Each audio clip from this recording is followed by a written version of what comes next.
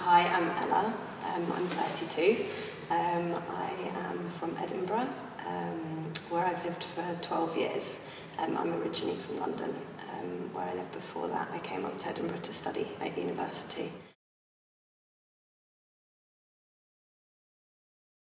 I was diagnosed with clinical depression when I was 16 by my family doctor, who put me on a sort of course of very, I suppose they're sort of the beginner level antidepressants. They're what they prescribe to people as soon as you go in and you say, I don't feel very good, you know, I'm low, I'm down. They sort of stick you on these common or garden meds that aren't specifically tailored for any specific type of depression or anxiety, which unfortunately didn't really work for me when I was a teenager, and like a lot of teenagers, I just stopped taking them. And then over the next few years, my mental health issues sort of got worse and worse, beginning with, severe social anxiety when I was a teenager. I wasn't very confident as a teenager. I went to an all-girls school, which, you know, if you've been to an all-girls school, you can be fraught with difficulties growing up. I had quite a small group of friends who used to actually bully me under the guise of being my friend, but I don't think they actually were. I found it quite difficult to fit in because I'm quite outspoken, but not always tactful with my opinions, which wasn't exactly, didn't exactly make me very popular growing up as a teenager, and therefore I started experiencing high levels of social anxiety.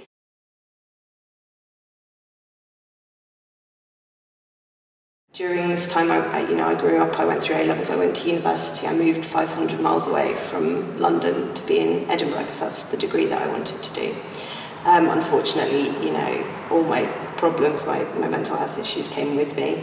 I began to suffer severe panic attacks because I was so far from home, from my family, from my friends. I didn't know anybody in Scotland. I felt very alone.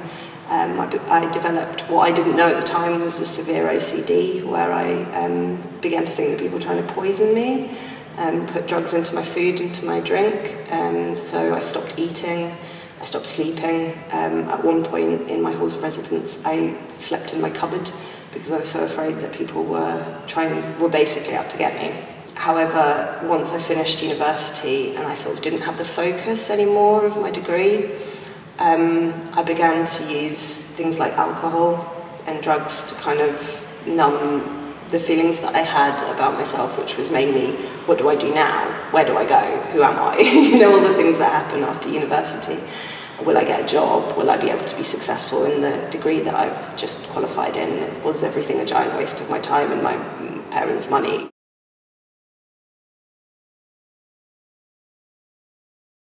When I first started experiencing panic attacks, Google hadn't even been invented yet. So I couldn't even Google, this is how I'm showing my age here, but I couldn't even Google what is a panic attack, or I didn't even know what a panic attack was to Google it. So it was the fact of the matter was, when I was a teenager, and I also still think that this is quite an important issue, is that there is such a taboo around mental health issues, asking for help. It's getting better, I think, but still teenagers are reticent to find out more about, you know, their mental health because there's a stigma attached to that, oh, what, are you crazy or something? I thought I was dying. I thought I'd lost it completely. And when somebody finally just sat me down and said, what you're experiencing is something called a panic attack, it was like a weight had been lifted off my shoulders. Honestly, I was so relieved. I burst into tears because I was just like, oh, I'm not insane. I've not just lost the plot completely. This happens to other people as well. And just knowing, again, other people are experiencing it just takes so much pressure off you. Because you don't feel like you're the only one anymore. You feel like, right, there are other people I can go and talk to about this.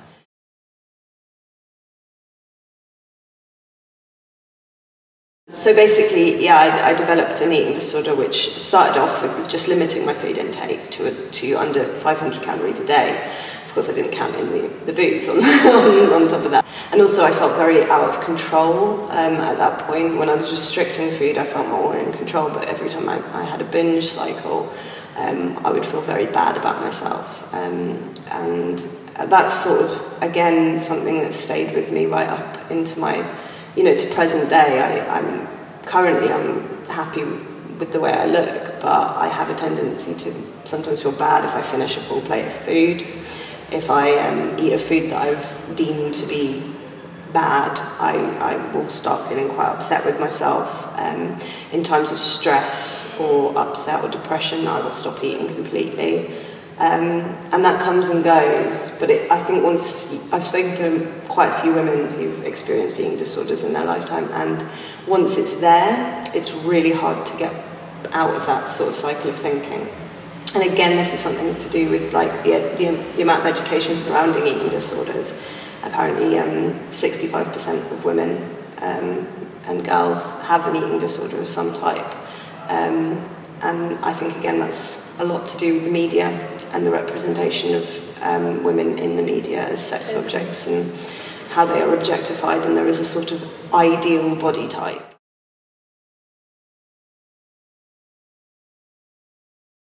After my second child was born, I started to suffer from really bad postnatal depression, crippling postnatal depression, which my doctor had actually informed me at the time I was more likely to suffer from because of my previous mental health history.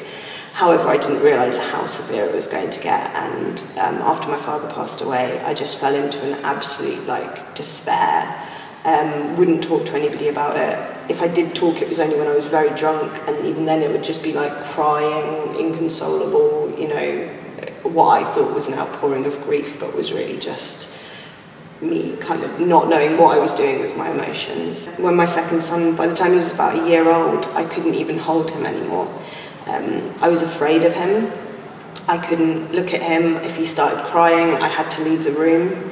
I couldn't touch him. I basically stopped caring about him, for him. I couldn't bring myself to fight. I couldn't find that motherly instinct, which was terrifying, because I didn't have that with my first child. I was incredibly maternal towards him, and I still absolutely adored him. But unfortunately for my youngest, the depression had gotten a real bad grip of me by this point. And this was when I'd started drinking every day and drinking in the morning, and I would just get up, start drinking, drink throughout the day, and then by the evening pass out. I wasn't working.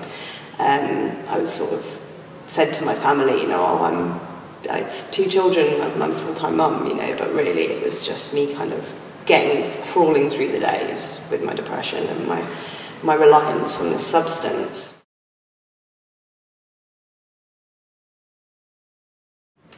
So I did the month in rehab, and it's a 12-step AA-based rehab. It was a brilliant rehab, Abbey Care in Lanarkshire. Can't recommend it enough to anybody who's struggling with drugs or alcohol addiction. The staff and the workers there were amazing, and got me onto a 12-step program. Got me detoxed, obviously, first. I had to undergo a pretty heavy detox, because I went in there with a litre of gin in me, and don't really remember the first 3 days. But after that initial 3 days, they got me back onto my antidepressants, back onto my citalopram. They got me on a course of vitamins that would, to help me physically.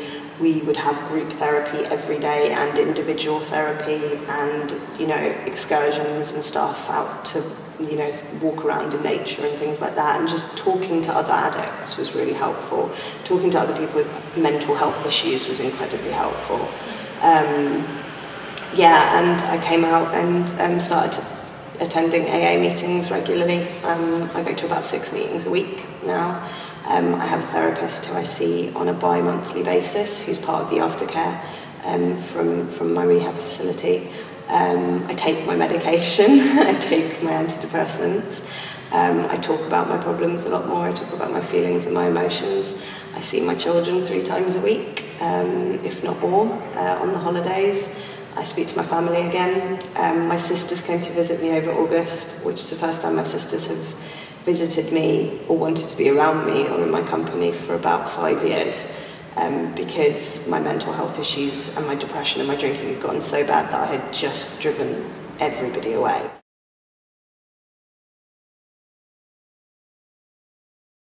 I sought out my first counsellor when I was 17, and I've seen counsellors and therapists and psychotherapists and what's the other one? Psychiatrists over the years, on and off. Now, I always say that you get what you give when it comes to counselling and therapy. I've gone to counsellors and therapists in the past where I have been absolutely unwilling to meet them even halfway. So I've lied, and I haven't told them the truth, and I know those are two things, but like they are similar things, but I've withheld information, which is tantamount to lying, and I've basically just presented, oh no, I'm fine, yeah, no, oh, I'm doing much, much better, thank you, yeah, no, that problem that was bothering me 6 months ago, no, I'm completely over it now, because sometimes your illness tells you, don't let that person know that you're actually suffering inside, present to the world that you're actually fine, because you want to be fine. I think when it comes to these things, it has to be a program of rigorous honesty with yourself and everybody around you. So if you're having a shit day and somebody says to you, how are you feeling today? You know, a lot of the time my tendency is to just go, I'm okay, I'm fine. What I say now to people, if somebody says, how are you today? If I'm not having a good day, I just tell them that I'm not having a good day. Sometimes they can't handle it. It's not always going to end up with everyone going like, thumbs up, yeah, that's really what I wanted to hear, but it's honest. And again, with my therapist, he says that this space, when I go and visit him, he says this space that we're in right now, this is an honest space. And you have to be as honest with yourself as you're being with me. And that means even if you hear something come out of your mouth and it's not true, just say immediately, that wasn't true. What I just said to you there wasn't true. It's terrifying, especially because mental health issues, depression, anxiety, etc., have a tendency to make you turn back in on yourself.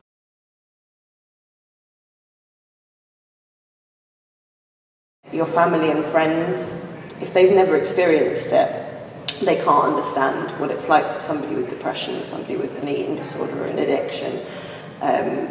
They will have a finite resource of information and sympathy for you because they're not trained professionals and they're not your peers. They don't understand the way that a group of addicts understand another addict, or the way a group of people with, depression understand somebody who's got depression. So talking to a professional or talking to somebody who can completely relate to you on that level is absolutely imperative in order to get better. Mm-hmm.